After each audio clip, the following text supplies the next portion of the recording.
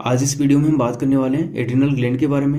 Adrenal gland को इसकी location के बेस पे सुप्रा रीनल ग्लैंड भी कहा जाता है। क्योंकि यह हमारी बॉडी के अंदर किडनी के ऊपर प्रेजेंट होती है। आप यहाँ पे देख सकते हो बॉडी के अंदर दो किडनी होगी और किडनी के ऊपर एड्रिनल ग्लैंड यानी one pair adrenal gland present होगी। तो किडनी को रीनल भी बोलते हैं, इस कारण इनको सुप्रा रीनल ग्लैंड भी कहा जाता है। एड्रिनल ग्लैंड को कहाँ पे प्रेजेंट होगी? हमारी दोनों किडनियों के ऊपर।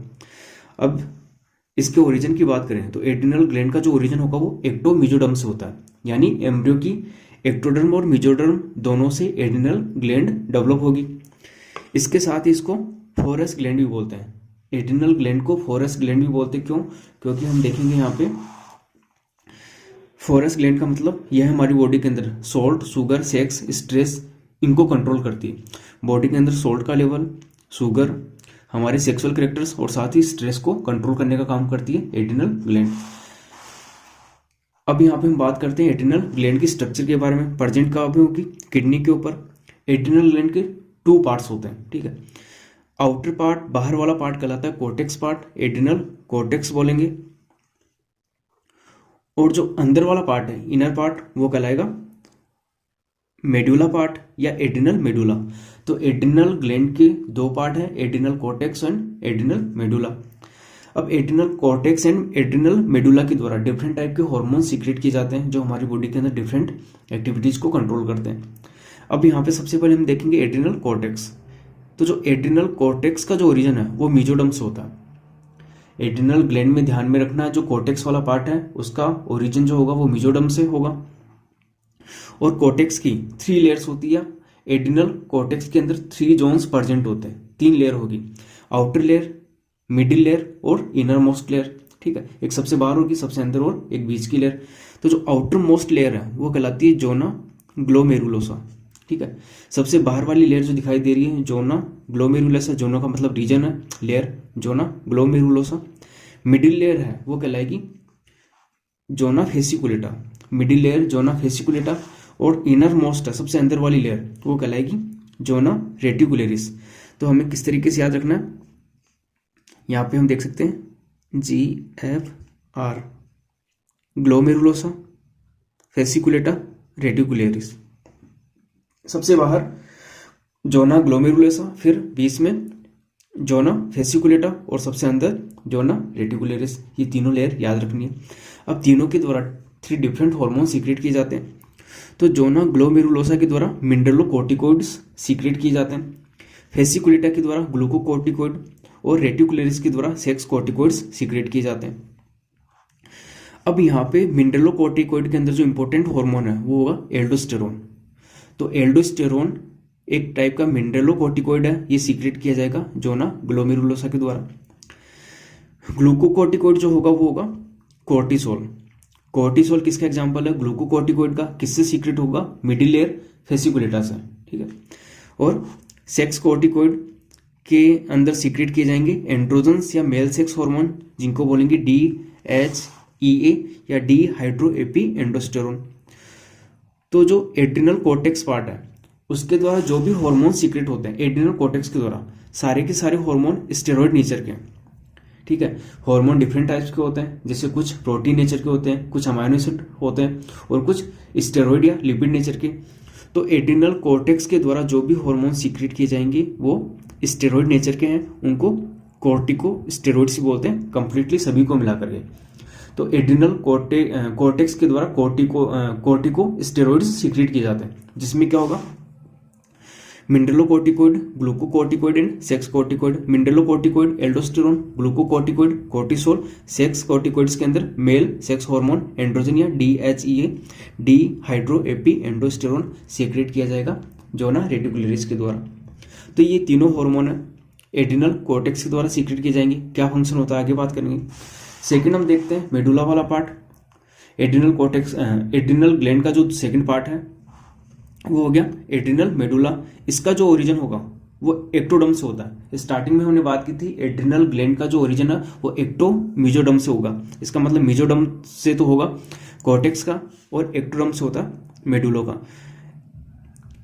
ये जो एक्टोडर्म होगी इसको न्यूरो एक्टोडर्म भी बोलते हैं, यानी एम्ब्रियो डेवलपमेंट के दौरान जो न्यूरॉन डेवलप होता है, न्यूरॉन के एक्टोडर्म से ही या नर्वस सिस्टम के एक्टोडर्म से ही एड्रिनल मेडुला डेवलप होगी।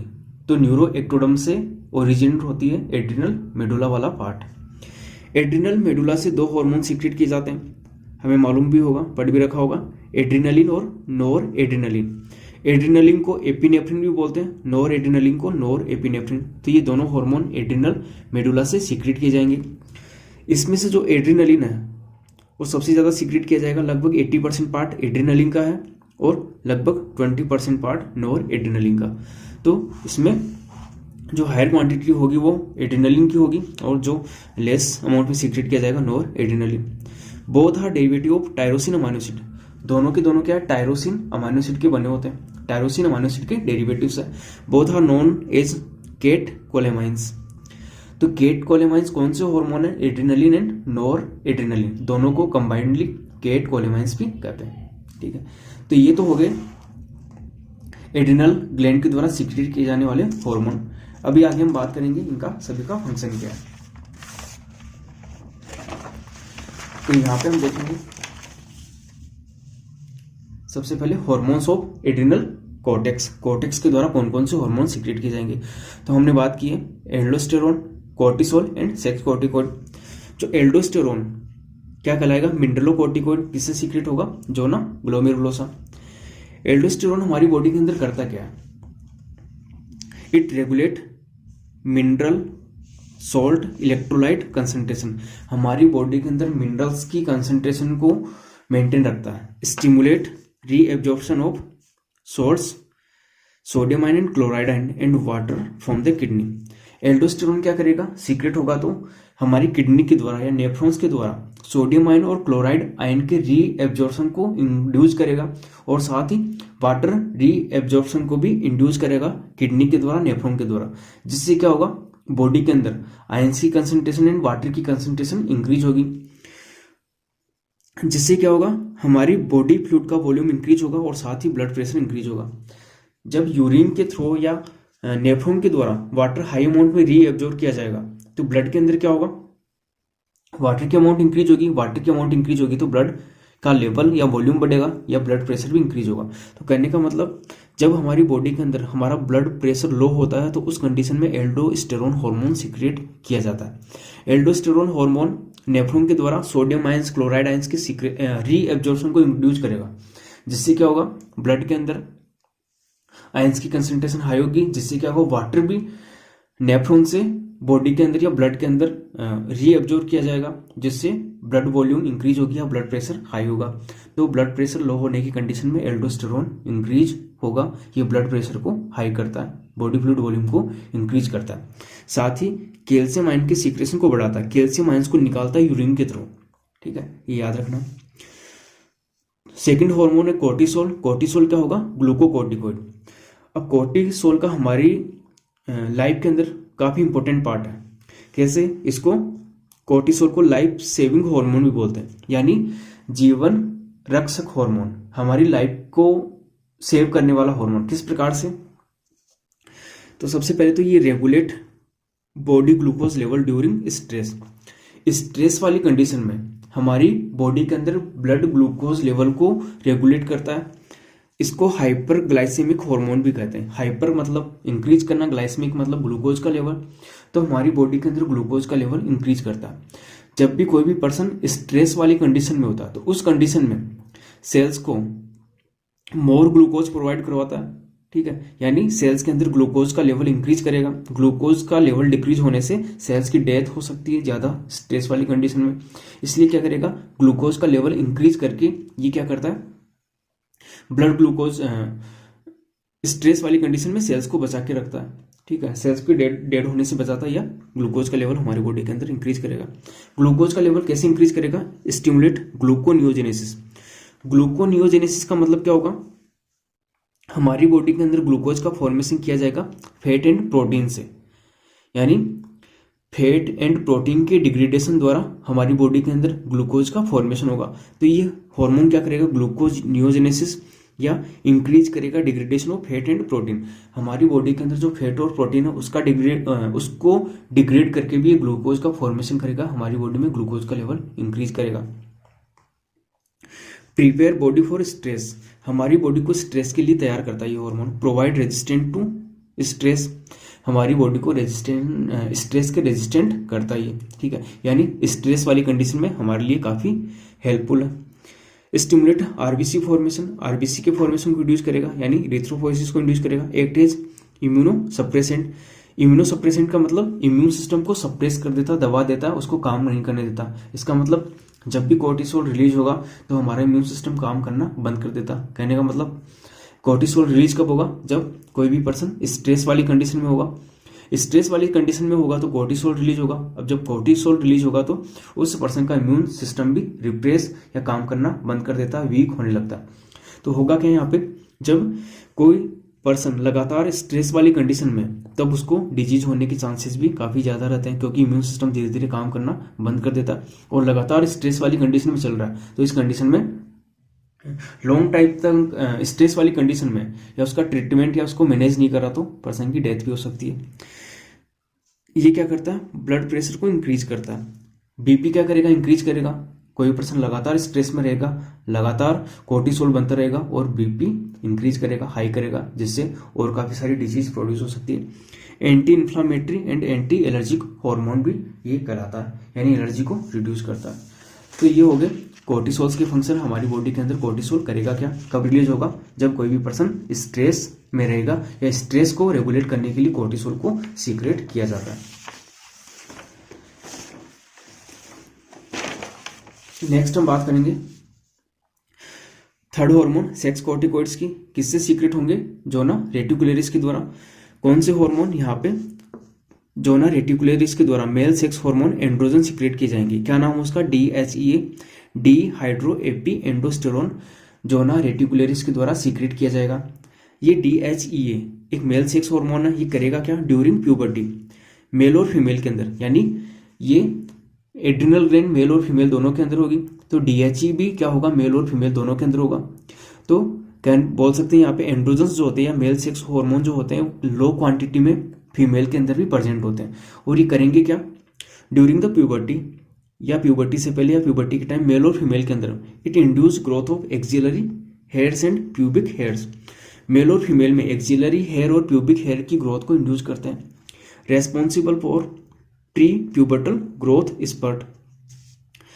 ये DHE क्या करता है, प्यूबर्टी के टाइम पे हम देखते हैं 13-14 साल के आसपास, चाहे वो मेल हो या फीमेल हो, अचानक से उसकी लेंथ हाइट इंक्रीज होती है, अचानक से ग्रोथ उसकी ज़्यादा होगी या हाइट जो है अचानक से बढ़ेगी उसकी।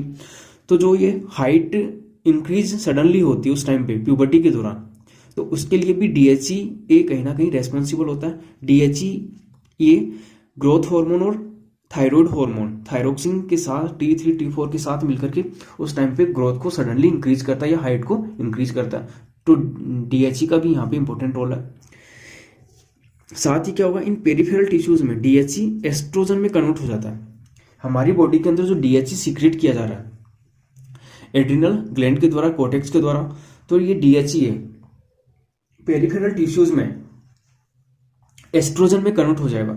यानी एस्ट्रोजन क्या है, फीमेल सेक्स हार्मोन। तो यहाँ पे हम बोल सकते हैं मेल के अंदर भी थोड़ी बहुत अमाउंट में, यानी काफ़ी कम मात्रा में एस्ट्रोजन भी या फीमेल सेक्स हार्मोन्स भी पाए जाते हैं, ठीक है। तो ये हो गए सेक्स कॉर्टिकॉइड एड्रिनल कोर्टेक्स के द्वारा जो सीक्रेट किया जाएगा। अब हम बात करेंगे इनके द्वारा, एड्रिनल कोर्टेक्स के द्वारा जो हार्मोन सीक्रेट हो रहे हैं उनके हाइपर सीक्रेशन या हाइपो सीक्रेशन से कौन कौन से डिसऑर्डर्स हो सकते हैं। तो डिसऑर्डर्स देखते हैं यहाँ पे। सबसे पहले हाइपर सीक्रेशन। तो हाइपर सीक्रेशन में आता है कुशिंग सिंड्रोम। कुशिंग सिंड्रोम क्या होगा, इसमें कोर्टिसोल का लेवल इंक्रीज हो जाता है। यानी जब हमारी बॉडी के अंदर कोर्टिसोल का लेवल इंक्रीज होगा तो उस कंडीशन में कुशिंग सिंड्रोम प्रोड्यूस होगा।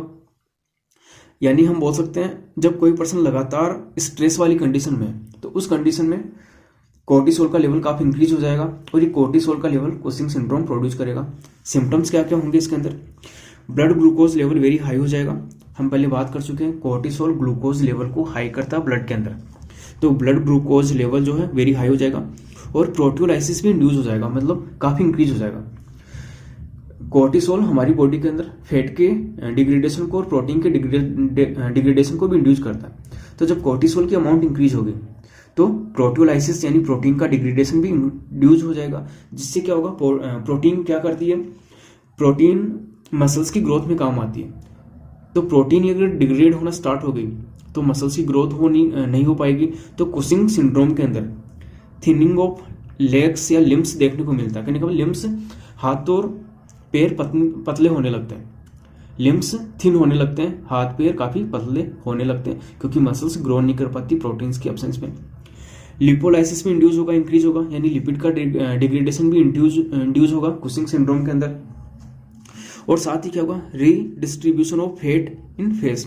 जो फैट है वो डिस्ट्रीब्यूट होकर के बॉडी के अंदर जो फेस वाला पार्ट है, ठीक है, वहां पे जमा होने लग जाएगी, डिपॉजिट होने लग जाएगी, जिससे क्या होगा, फेस जो होगा काफी मोटा हो जाएगा, या जो फेस होगा बिल्कुल गोल या मून की तरह दिखाई देगा। तो इसको मून फेस भी बोलते हैं, ठीक है। तो मून फेस किसका सिम्टम है, कुशिंग सिंड्रोम का, यानी फेस वाले पार्ट में काफी सारी फैट डिपॉजिट हो जाएगी।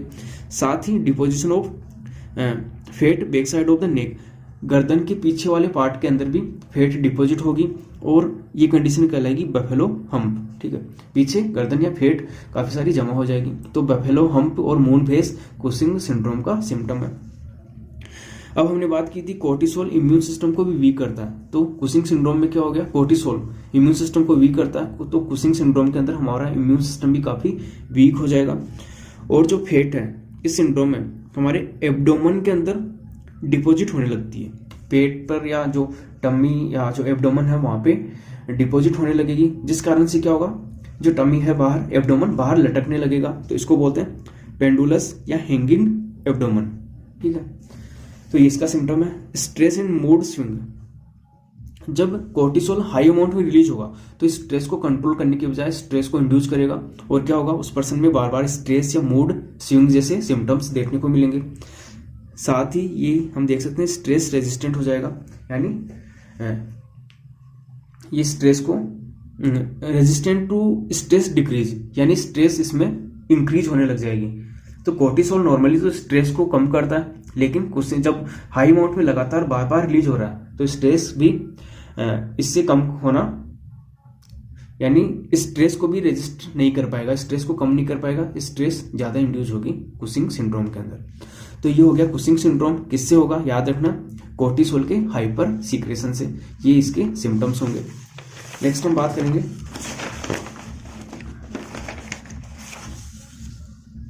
कौन सी डिजीज, कुशिंग सिंड्रोम के बाद में कौन सी डिजीज, इसमें क्या होगा, हाइपर सीक्रेशन ऑफ एल्डोस्टेरोन।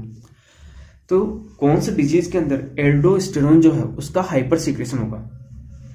अब एल्डोस्टेरोन में हमने बात की थी, ये करता क्या, एल्डोस्टेरोन रिलीज कब होगा, ब्लड प्रेशर जब हमारी बॉडी के अंदर डिक्रीज होगा तो ब्लड प्रेशर को हाई करने का, इंक्रीज करने का काम करता है। इसका मतलब एल्डोस्टेरोन क्या करता है, बीपी को इंक्रीज करेगा जब बीपी लो होगा हमारी बॉडी के अंदर। जब इसका हाइपर सीक्रेशन हो रहा है तो क्या होगा, ब्लड प्रेशर इंक्रीज होगा, काफी ज्यादा हो जाएगा ब्लड वॉल्यूम, और ब्लड प्रेशर काफी इंक्रीज हो जाएगा। ब्लड के अंदर सोडियम का लेवल इंक्रीज हो जाएगा, क्योंकि ये नेफ्रॉन के द्वारा सोडियम के रीएब्जॉर्प्शन को इंक्रीज करता है। तो जब ज्यादा सोडियम ब्लड के अंदर आएंगे तो सोडियम का लेवल इंक्रीज हो जाएगा। ये कंडीशन कहलाएगी हाइपरनेट्रीमियम, ठीक है। सोडियम का लेवल ब्लड के अंदर इंक्रीज होना, हाइपरनेट्रीमिया। और साथ ही कैल्शियम को क्या करता है, सॉरी पोटेशियम को क्या करता है, ब्लड से बाहर निकालता है, सॉरी यूरिन के थ्रू बॉडी से बाहर निकालता है। तो ब्लड के अंदर क्या होगा, पोटेशियम का लेवल काफी डिक्रीज हो जाएगा। ये कंडीशन कहलाएगी हाइपोकेलीमिया। तो कौन सा डिजीज के अंदर या एल्डोस्टेरोन के हाइपर सीक्रेशन से हाइपरनेट्रीमिया और हाइपोकेलीमिया जैसी कंडीशन प्रोड्यूस होगी। ब्लड वॉल्यूम काफी इंक्रीज होगा, ब्लड प्रेशर काफी इंक्रीज हो जाएगा, इससे हाइपरटेंशन प्रोड्यूस होगी। Irregularity of nervous system, nervous system के प्रॉपर रेगुलेशन के लिए सोडियम आयंस की रिक्वायरमेंट होती है। सोडियम आयंस जब बॉडी के ब्लड के अंदर वेरी हाई अमाउंट में प्रेजेंट होंगे तो नर्वस सिस्टम को भी इरेगुलर ये करेंगे। तो कौन सी डिजीज, एल्डोस्टेरोन के हाइपर सीक्रेशन के द्वारा प्रोड्यूस होने वाली डिजीज है। अब यहाँ पे हम बात करते हैं हाइपर सीक्रेशन की। तो हाइपर सीक्रेशन के अंदर आता है एडिसन्स डिजीज। एडिसन डिजीज कैसे होगी, hyper secretion of both cortisol and aldosterone. जब ब्लड के अंदर, बॉडी के अंदर कोर्टिसोल और एल्डोस्टेरोन दोनों का हाइपोसिक्रेशन होगा, यानी दोनों कम अमाउंट में रिलीज होंगे, तो उस कंडीशन में एडिशन डिजीज प्रोड्यूस होगी। सिम्टम्स क्या होंगे? हाइपोग्लाइसीमिया, ब्लड ग्लूकोज लेवल काफ़ी डिक्रीज हो जाएगा, सोडियम का लेवल डिक्रीज हो जाएगा, यानी जो हमने बात की थी कोर्टिसोल और एल्डोस्टेरोन के फंक्शंस की, उसका अपोजिट यहाँ पर होगा। सोडियम का लेवल डिक्रीज होगा, पोटेशियम का लेवल इंक्रीज होगा, ब्लड वॉल्यूम और बीपी जो है वो डिक्रीज होना स्टार्ट हो जाएगी। बीपी डिक्रीज होगी या सोडियम का लेवल जब ब्लड में डिक्रीज होगा तो जो वाटर की अमाउंट है हमारी बॉडी के अंदर वो भी डिक्रीज होगी, क्योंकि यूरिन के थ्रू वाटर हाई अमाउंट में रिलीज किया जाएगा, जिससे बॉडी के अंदर डिहाइड्रेशन जैसी कंडीशन प्रोड्यूस होगी। और इस डिजीज के अंदर skin of hands, neck and face का कलर भी ब्रॉन्ज कलर हो जाता है, यानी ब्राउनिश स्किन का कलर होने लगता है। तो ये होगी एडिशन डिजीज। नेक्स्ट हम बात करते हैं यहाँ पे दो डिजीज और है, एड्रिनल विरिलिज्म और गायनेकोमेस्टिया। ये दोनों डिजीज होगी सेक्स कोर्टिकोइड के कारण। तो एड्रिनल विरिलिज्म क्या है? Hyper secretion of adrenal androgens. जो सेक्स कोर्टिकोइड है या जो DHEA है, उसका जब हाइपर सीक्रेशन होगा बॉडी के अंदर, तो उस कंडीशन में क्या होगा? ये क्या एक मेल सेक्स हार्मोन है, तो ये एड्रिनल विरिलिज्म वाली कंडीशन फीमेल के अंदर प्रोड्यूस होगी। यानी इस कंडीशन में जब DHEA का हाइपर सीक्रेशन होगा तो मेल के अंदर तो टेस्टोस्टेरोन वैसे ही प्रेजेंट होते हैं, लेकिन फीमेल के अंदर मेल सेक्स हार्मोन प्रेजेंट नहीं होंगे। तो हाइपर सीक्रेशन की कंडीशन में फीमेल के अंदर क्या होने लगता है? मेल लाइक कैरेक्टर्स डेवलप होने लगते हैं, क्योंकि एक मेल सेक्स हार्मोन है।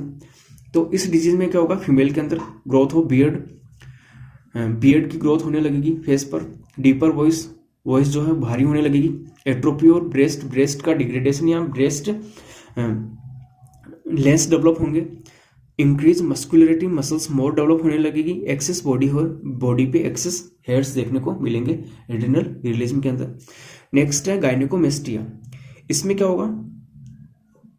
जब हमारे अंदर हाइपर सिक्रेशन होगा एड्रिनल एंड्रोजन्स का या DHEA का, तो हमने बात की थी जो DHEA है वो पेरिफेरल टिश्यूज में एस्ट्रोजन में कन्वर्ट हो जाता है।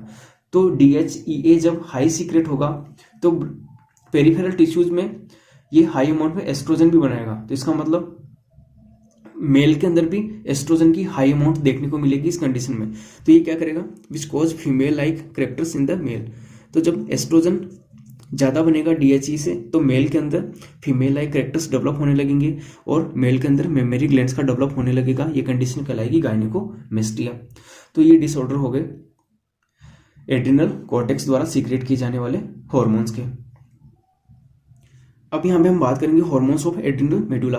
एड्रिनल कॉर्टेक्स की हम बात कर चुके हैं। 3 हार्मोन सीक्रेट किए जाएंगे एड्रिनल मेडुला के द्वारा। 2 हार्मोन सीक्रेट किए जाएंगे, एड्रिनलिन और नोर एड्रिनलिन।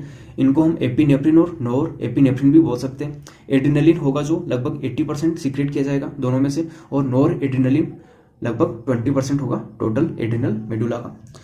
तो अब यहाँ पे हम देखेंगे इनके फंक्शन क्या होंगे। तो सबसे पहले देखेंगे हम रिलीज इन स्ट्रेसफुल कंडीशन या इमरजेंसी सिचुएशन। तो हमें केवल इतना ध्यान रखना है जो एड्रिनल मेडुला या एड्रिनलिन जो हार्मोन है, एड्रिनलिन और नोर एड्रिनलिन, ये इमरजेंसी वाली सिचुएशन में सीक्रेट की जाएंगे। यानी जब भी कोई इमरजेंसी सिचुएशन होगी या स्ट्रेसफुल कंडीशन होगी, जैसे अचानक जैसे फियर वाली कंडीशन में, डर वाली कंडीशन में, ठीक है, जैसे अचानक से शेर अपने सामने आ गया, उस कंडीशन में हमें किसी पब्लिक प्लेस में काफ़ी सारे लोगों के सामने बोलना है, उस कंडीशन में करने का मतलब फियर वाली कंडीशन हो, इमरजेंसी या स्ट्रेसफुल कंडीशन हो, तो उस कंडीशन में एड्रिनल मेडुला के द्वारा एड्रिनलिन नोर एड्रिनलिन हार्मोन का सीक्रेशन किया जाएगा। इसी कारण से इनको 3F हार्मोन्स भी बोल सकते हैं, यानी fear, flight and fight hormone. Fear, flight and fight hormone क्यों बोलते हैं? इमरजेंसी सिचुएशन है, कोई डर वाली कंडीशन है, तो उस कंडीशन में तो ये हार्मोन क्या बोलता है, या तो डरो या फ्लाइट भागो या फाइट लड़ो, ठीक है। तो ऐसी कोई भी कंडीशन है, स्ट्रेसफुल कंडीशन, या तो उससे डरो या डर के भागो या उससे लड़ाई करो, जो भी सामने है। तो फियर, फ्लाइट, फाइट वाली कंडीशन में ये हार्मोन्स सीक्रेट की जाएंगे। किससे लड़ रहे हैं? तो दौड़ रहे हैं, डर के भाग रहे हैं या डर लग रहा है, तो इस कारण से इसको 3F हार्मोन भी इनको बोलते हैं।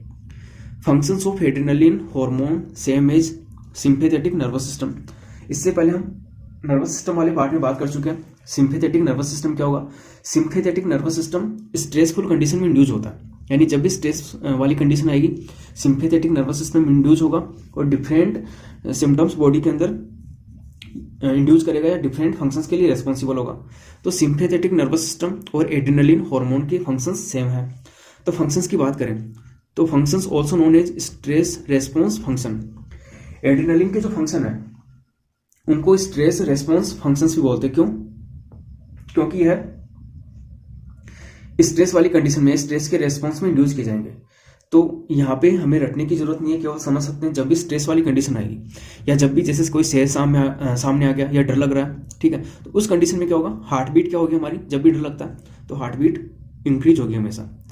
हार्ट बीट क्या होगी? इंक्रीज होगी, कभी भी स्लो नहीं होगी। रेस्पिरेशन क्या होगा? जब भी डर लग रहा है तो रेस्पिरेशन या सांस से तेज चलने लगती है, तो रेस्पिरेशन की रेट इंक्रीज होगी, ना कि कम होगी। अब डर वाली कंडीशन हो, डर के हमें भागना है, ठीक है, जैसे यहाँ पे बताया था फ्लाइट, डर के सामने कुछ भी आ गया उसे डर के भागना है, तो भागने के लिए एनर्जी की रिक्वायरमेंट होगी, तो उस कंडीशन में ब्लड का ग्लूकोज लेवल भी इंक्रीज होगा, तो हार्ट बीट इंक्रीज होगी, सांसें तेज चलेगी, ब्लड का ग्लूकोज लेवल इंक्रीज होगा। पाइलो इरेक्शन कहलाता है रेजिंग ऑफ हेयर्स, शरीर के जैसे हाथों के बाल खड़े होना, ये कहलाता है पाइलो इरेक्शन। पुपिलरी डायलेक्शन, प्यूपिल्स जो आंखों की होती है, यानी कहने का मतलब आंखें फैल जाती है, आंखें बड़ी हो जाती है, सिंपली बोले तो डर लग रहा है तो अचानक से आंखें बड़ी हो जाएगी, सब कुछ साफ क्लियर देने लगता है, तो आंखें बड़ी हो जाएगी। जब सांसें तेज लेंगे तो O2 कंज्यूम्पशन भी इंक्रीज होगा बॉडी के अंदर, यानी ऑक्सीजन ज़्यादा यूज की जाएगी। अलर्टनेस इंक्रीज होगी, यानी इंसान जो भी है वो ज़्यादा अलर्ट हो जाएगा। अब यहाँ पे हमें देखना, जब भी डर लग रहा है तो उस कंडीशन में क्या हमें भूख लगती है, खाने की इच्छा होती है, तो इसका मतलब डाइजेस्टिव सिस्टम जो है या जो डाइजेस्टिव हॉर्मोन्स का सीक्रेशन है वो क्या होगा? बढ़ेगा या कम होगा? तो यहाँ पर कम होगा, क्योंकि भूख नहीं लगेगी, डर लग रहा है तो भूख कहाँ से लगेगी? तो डाइजेस्टिव सीक्रेशन डिक्रीज होगा। मुंह के अंदर कभी भी सलाइवा नहीं बनेगी। सलाइवा कब बनती है? जब नॉर्मल कंडीशन में बैठे रहते हैं, नॉन स्ट्रेसफुल कंडीशन में, ठीक है, पैरासिम्पैथिक नर्वस सिस्टम के अंदर यही होता है। तो यहाँ पे सलाइवा का सीक्रेशन क्या होगा? डिक्रीज हो जाएगा, यानी सलाइवा नहीं बनेगी, भूख नहीं लगेगी, डाइजेस्टिव एंजाइम्स का सीक्रेशन नहीं होगा। इनके अलावा सभी क्या होगा? इंक्रीज होगा।